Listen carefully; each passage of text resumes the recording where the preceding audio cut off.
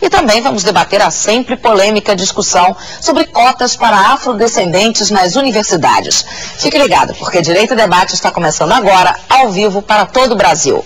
Veja quem são os nossos convidados. A deputada estadual pelo PT do Rio de Janeiro, Jurema Batista, o promotor de justiça, Paulo Rangel, e o advogado Humberto Adami, que também é presidente do IARA, o Instituto de Advocacia Racial e Ambiental. Como sempre, o coordenador jurídico do debate é o advogado José Fernandes Júnior. Boa noite, Zé, tudo bem? Boa noite, Cris. Bom, boa noite, nossos telespectadores, a vocês todos que ajudam a gente a fazer o nosso Direito e Debate, do nosso Direito e Debate, uma trincheira democrática para levantar sempre questões que às vezes não são muito aprofundadas pelos meios de comunicação, que tem esse dever fundamental de elevar as consciências de todos nós. Nosso programa, como sempre, como disse a Cris aqui, sempre levantando em datas próprias, assuntos pertinentes ao que está se discutindo na semana e trazendo também pessoas que militam, que se debruçam e que estudam bastante a questão.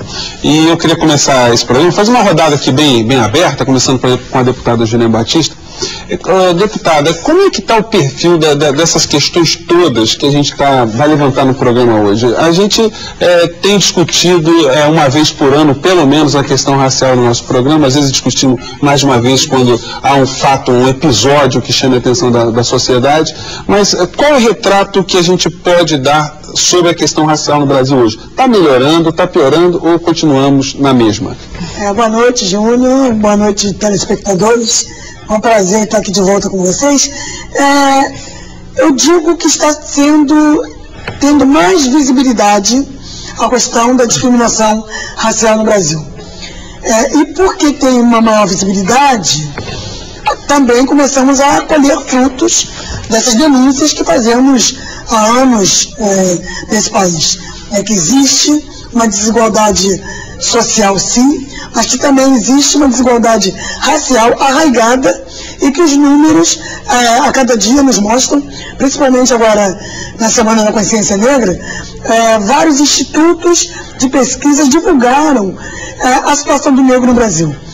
Na questão da escolaridade, na questão do mercado de trabalho, na questão da própria mídia. Então, se nós podemos dizer agora a questão da mulher, as mulheres apanham mais hoje ou apanhavam mais antes? Não, nós dizemos hoje que, como tem delegacias específicas, as mulheres têm coragem de denunciar. Então, como tem uma demanda da associação da comunidade negra organizada e dos antirracistas, nós conseguimos hoje fazer o que não fazíamos há 30 anos atrás, que é conseguir, inclusive, espaço na mídia para divulgar as desigualdades raciais. Está melhorando? Tá, mas ainda é muito lento. Bom, pela opinião do doutor Humberto Adami. Boa noite ao telespectador. Mais uma vez é um prazer estar presente. Boa noite a todos os companheiros aqui. Me parece que a visibilidade do assunto, especialmente trazido pela discussão das cotas, mostrou para a sociedade brasileira que ela não era assim tão igual quanto todos nós crescemos acreditando que ela era. Os números que estão surgindo do censo, do IPEA, dos balanços sociais das empresas, estão mostrando que esse país possui, na verdade, um apartheid mais eficiente do que o apartheid sul-africano ou que o regime de segregação nos Estados Unidos.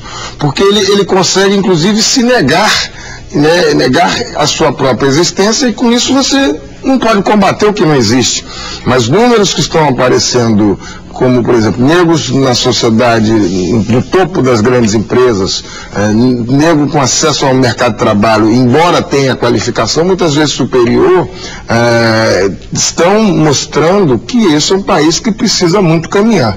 Nesse sentido, o aparecimento todo dia de notícias, notícias de prisões, notícias na área criminal, que ofensas que eram deixadas para o lado, isso é uma coisa positiva. Mas a legislação é suficiente para estar se fazendo muito mais coisa. E um outro lado que tem sido deixado de lado. O Brasil assina, desde 1960, os tratados internacionais de combate à discriminação racial.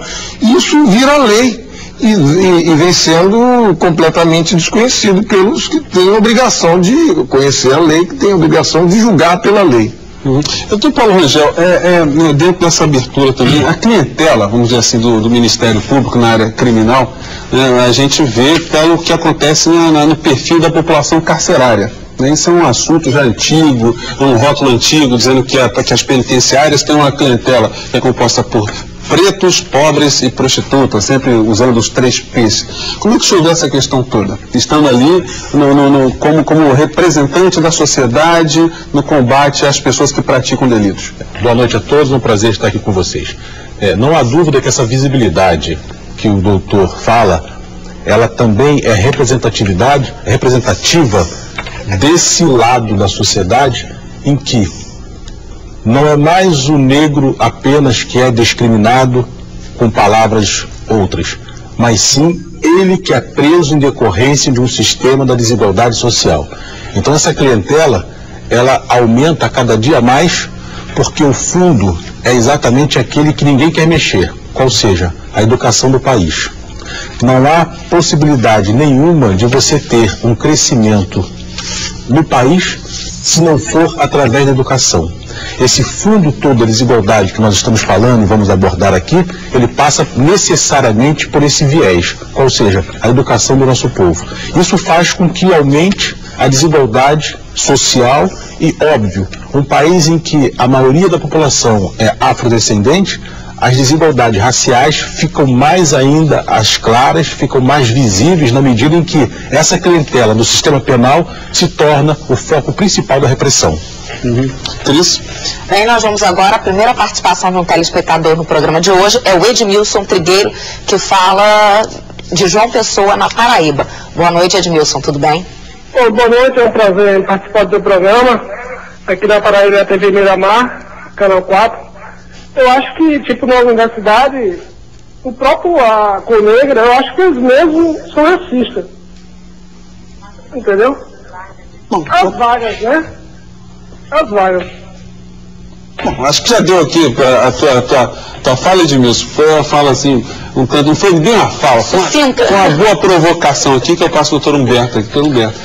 Existe muito esse argumento, dizendo que todas as pessoas que lutam por políticas afirmativas, na verdade, estariam praticando racismo às avessas. Eu acho que é mais ou menos isso que o nosso telespectador tentou. E, aliás, um abraço a todo o povo da Paraíba. A gente tem uma grande audiência. Nosso telespectador fez aí um jabazinho para a TV Miramar. Um abraço para todo mundo aí da TV Miramar. Doutor Humberto. Bom, quando você vai se enfronhando mais na questão racial, que não é simplesmente a questão social, ela tem fundo, sim, racial, você vai aprendendo a lidar com esses clichês. Por um lado, isso foi para a mesa de bar e todo mundo passa a discutir isso na sala de jantar. Mas há algumas ideias como essa que são colocadas assim, ao léu. Os que são discriminados já estão sendo vítimas de uma discriminação. É o caso das cotas. Falava-se muito que o pessoal das cotas, a cota era uma discriminação ao contrário. Mas quando você tem 2% da população afrodescendente nas universidades, isso quer dizer que 98% dos não negros que estão lá. E aí ninguém reclama. Só que a população afrodescendente que está fora das escolas, ela também reclama, mas muitas vezes ela está longe da organização, ela não tem CPF, ela está longe de tudo e qualquer coisa e de acesso à informação e até de poder reclamar. E parece que isso não incomoda a tantos. Quando você mexe um pouquinho para diminuir os 98%, aí é uma gritaria danada, porque normalmente essas pessoas têm possibilidade de organização, de reclamação. O nosso país, ele está jogando fora essa parcela da população que poderia estar produzindo muito mais. Cérebros estão sendo jogados fora. E isso tem um valor econômico. Enquanto não se resolver isso, que aliás já devia ter sido resolvido há muito mais tempo, isso não vai acontecer. Então, se for racismo ao contrário, é um racismo consentido pela Constituição, é uma discriminação positiva, me corrigindo, não é racismo, é uma